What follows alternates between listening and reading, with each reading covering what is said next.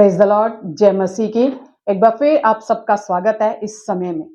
आज का परमेश्वर का वचन जो है 1 थिस्सलुनीकियों 5वां अध्याय 18वां वचन। यहाँ लिखा है, हर बात में धन्यवाद करो क्योंकि तुम्हारे लिए मसीह यीशु में परमेश्वर की यही इच्छा है। यहाँ परमेश्वर की इच्छा के बारे में बात की जा रही है कि परमेश्वर की इच्छा है, और वो क्या इच्छा है कि हर बात में धन्यवाद करो। पर क्या हम हर बात में धन्यवाद कर पाते हैं? हर बात में हम शिकायत जरूर कर पाते हैं, क्योंकि हमें कुछ चीजें मिलती हैं, कुछ चीजें नहीं मिलती।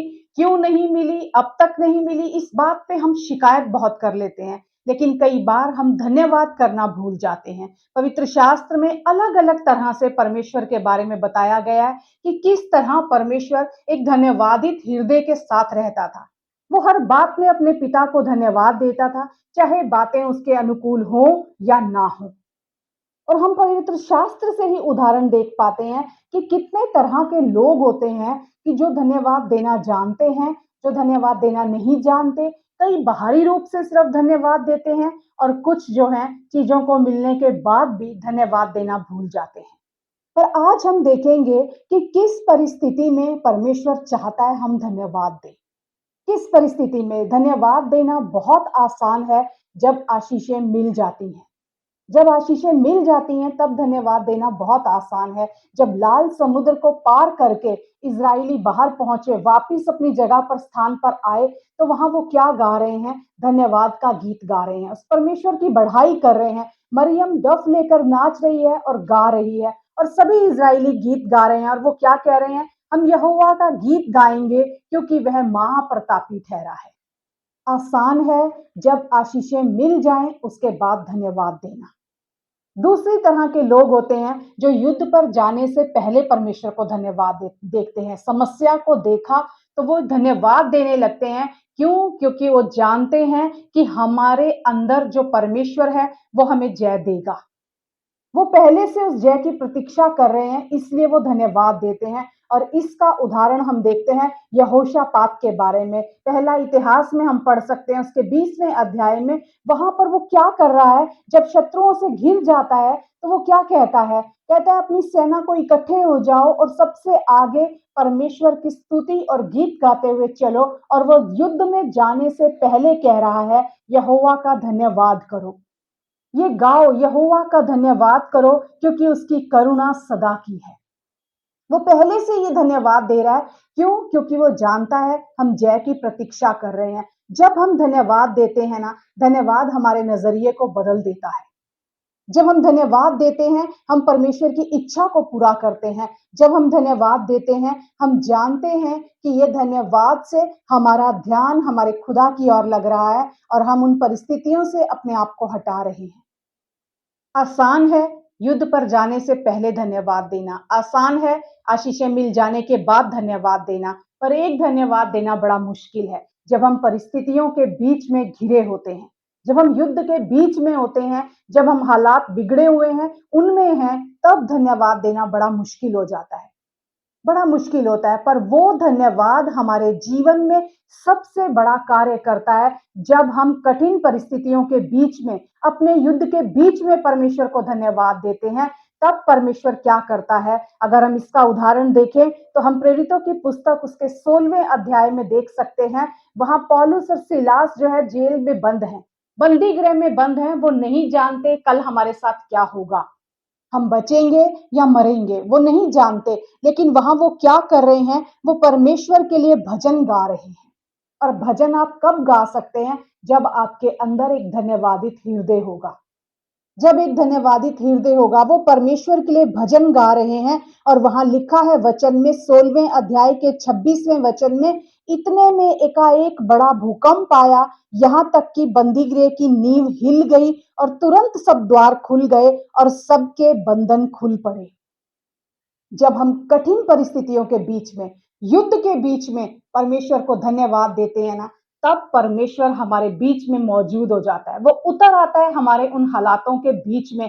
तब नए दरवाजे हमारे लिए खुलते हैं, हमारे वो सारे बंधन खुल जाते हैं। और कुछ ऐसा होता है कि नींवें हिल जाती हैं, हलचल होती है, भूकंप होता है, यानी परमेश्वर कार्य करने पर होता है।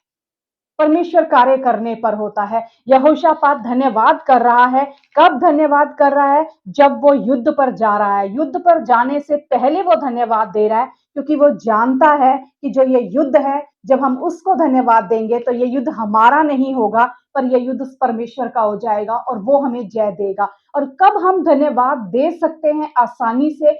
जब हमारा भरोसा, यानी हमारे धन्यवाद की जड़ क्या है? परमेश्वर पर भरोसा।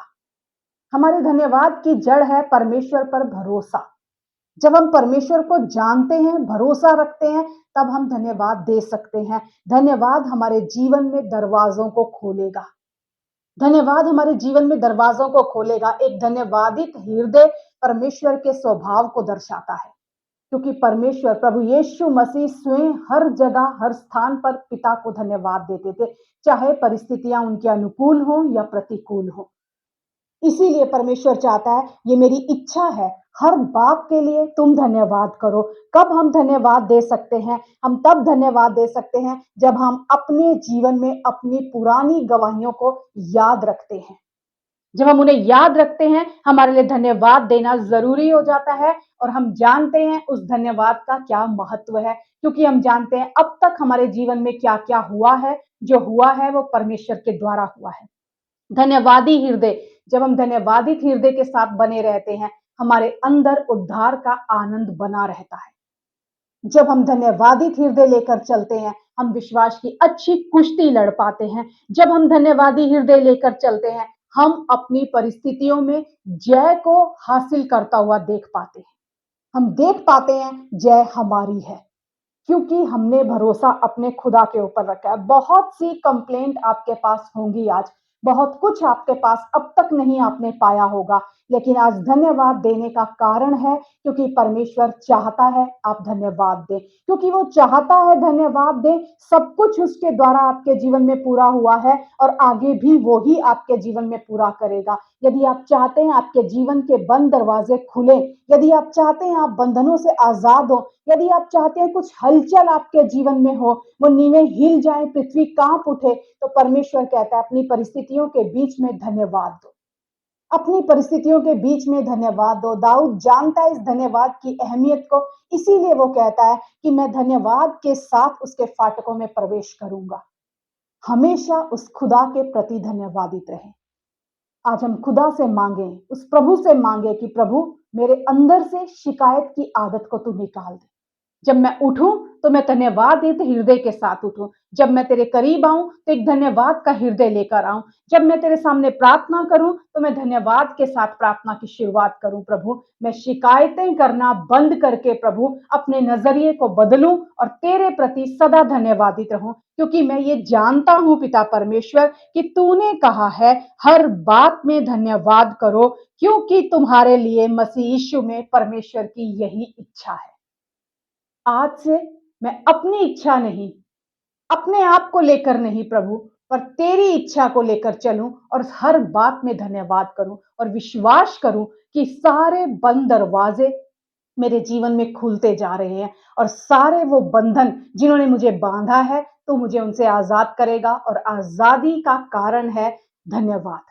धन्यवाद होगा तो आजादी को आप देखेंगे। मैं विश्वास करती हूँ आज इस वचन के द्वारा आपने एक बार फिर से कुछ नया हमने सीखा है कि हम परमेश्वर को हर बात में धन्यवाद दें, क्योंकि प्रभु की ये इच्छा है।